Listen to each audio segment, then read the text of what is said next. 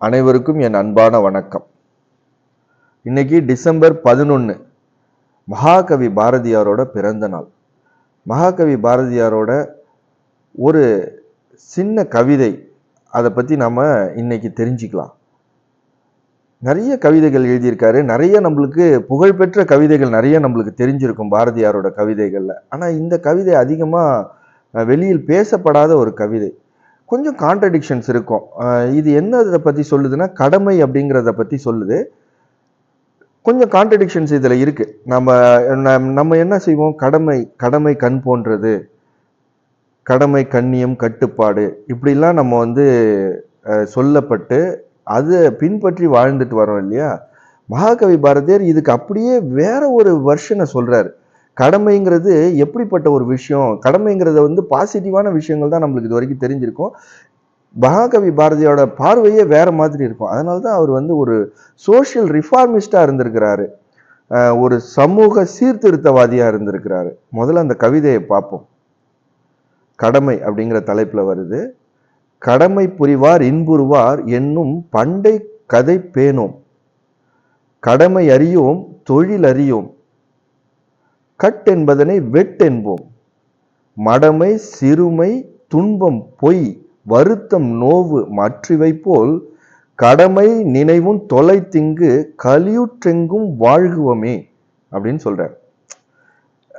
ரொம்ப deeper meaning பார்த்தீங்கன்னா, இப்போ கடமை அறியோம் தொழில் அறியோம், கடமை புரிவார் இன்பமா வாழ்வாரு அப்படின்னு நம்ம பண்டை காலத்திலேருந்து சொல்லிட்டு வர்ற கதையை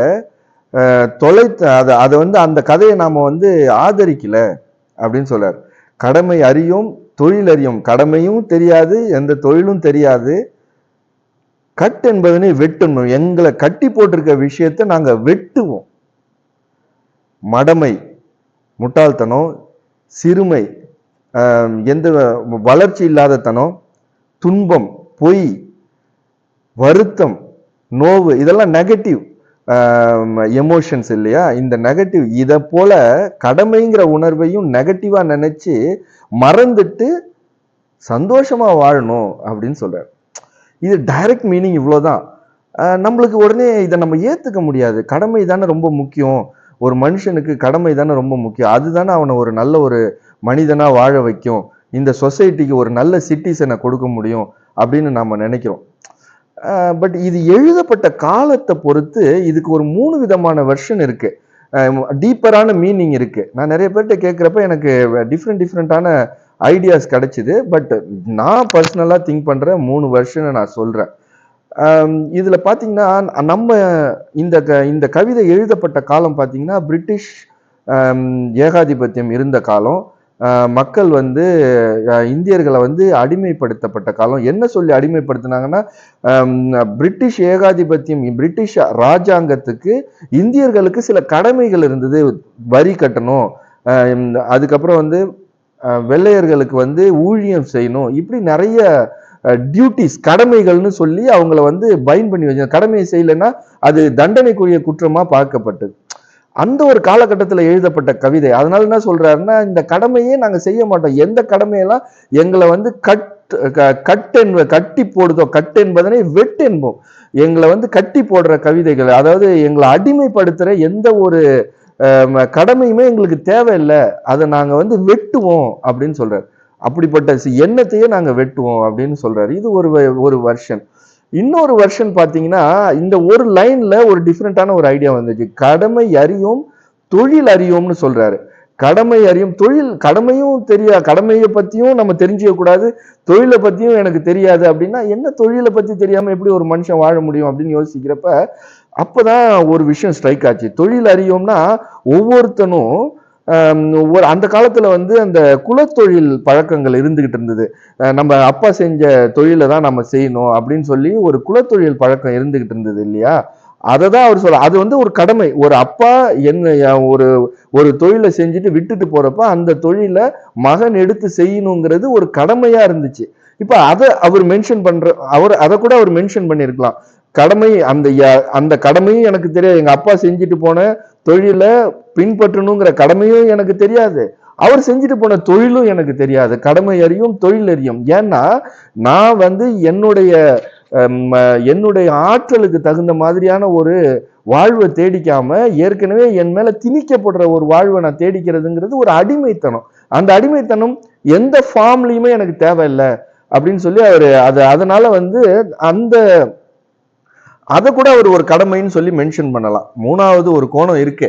இந்த கோணத்திலையும் பாருங்க, அந்த காலத்துல வந்து பெண்களை வந்து என்ன பண்றாங்கன்னா, பெண் அடிமைத்தனத்துக்கு எகெயின்ஸ்டா ரொம்ப குரல் கொடுத்தவர் வந்து மகாகவி பாரதியார். அந்த காலத்துல வந்து பெண்கள்னா அடுப்பு ஊதணும், கிச்சன்லயே கிடக்கணும், ஒரு வீட்டை வந்து பராமரிக்கணும், வீட்டுல உள்ள ஆண்களை பராமரிக்கணும், இதுதான் அவங்களோட கடமை, அந்த வீட்டை தாண்டி அவங்க வெளியில போகக்கூடாது, இதுதான் அவங்களோட கடமை அப்படின்னு சொல்லி விதிக்கப்பட்ட அடிமைப்படுத்தப்பட்ட காலத்துல எழுதப்பட்ட கவிதை இது. அப்ப அவரு அந்த சங்கிலியை அறுத்தெறிய சொல்றாரு. இப்படி கட்டி போட்டிருக்க எங்களுடைய பெண்களோட கட்டை வெட்டென்போம் அப்படின்னு சொல்றாரு. அப்படி கூட நம்ம இதை எடுத்துக்கலாம். இந்த 3 விதமான ஐடியாஸ்னால இந்த கடமைங்கிற ஒரு விஷயமே, கடமைங்கிற ஒரு வார்த்தையை சொல்லி எங்களை கட்டி போடுறதோ, எங்களை அடிமைப்படுத்துற எந்த விஷயமுமே எங்களுக்கு தேவையில்லை அப்படின்னு சொல்லி ரொம்ப புரட்சிகரமா இந்த கவிதையை அவர் சொல்லியிருக்காரு. இது அதிகமா வெளியில பேசப்படாத ஒரு கவிதை. யதார்த்தமா ஒரு நாள் புக்கை பரட்டிக்கிட்டு இருக்கிறப்ப இந்த கவிதை என்னோட கண்ணில் பட்டுச்சு. ரொம்ப நாள் யோசிச்சுட்டு இருந்தேன், அது எப்படி கடமை வந்து தப்புன்னு இவர் சொல்றாரு அப்படின்னு சொல்லி நாம் ரொம்ப யோசிக்கிறப்ப எனக்கு கிடைச்ச வெர்ஷன் இது. உங்களுக்கு நிறைய விஷயங்கள் உங்களுடைய ஐடியாஸ்ல இந்த கவிதையை இன்டர்பிரேட் பண்ற விஷயங்கள் கூட வேற விதமா இருக்கலாம். அப்படி எதனாச்சும் இருந்ததுன்னா நீங்க கமெண்ட்ஸ்ல சொல்லுங்க. இன்னும் நம்மளுடைய நாலேஜை வந்து வளர்த்திக்கலாம். என்ன ஒரு கான்டெக்ட்ல மகாகவி பாரதியார் இதை எழுதியிருப்பாருன்னு நம்ம தெரிஞ்சுக்கலாம். இப்படிப்பட்ட ஒரு சிறந்த, இந்த யுகத்துக்கே ஒரு சிறந்த ஒரு கவிஞன் அப்படின்னு சொன்னா, ஒரு புரட்சியாளன் சொன்னா அது மகாகவி பாரதி. தன்னுடைய பாடல்களாலேயே, தன்னுடைய பாடல் வரிகளாலேயே வந்து இந்த சமுதாய மக்களோட அடிமைத்தனம் அப்படிங்கிற கட்டை அவுத்துற முடியும்னு ஸ்ட்ராங்கா நம்பின ஒரு பெரிய ஒரு கவிஞன் தான் வந்து மகாகவி பாரதியார். அவருடைய பிறந்த நாளான இன்று அவருடைய புகழையும் அவர் இந்த நாட்டுக்கு ஆற்றிய தியாகத்தையும் நம்ம போற்றி வணங்கி வாழ்த்துவோம். அனைவருக்கும் வணக்கம். வாழ்க வளமுடன்.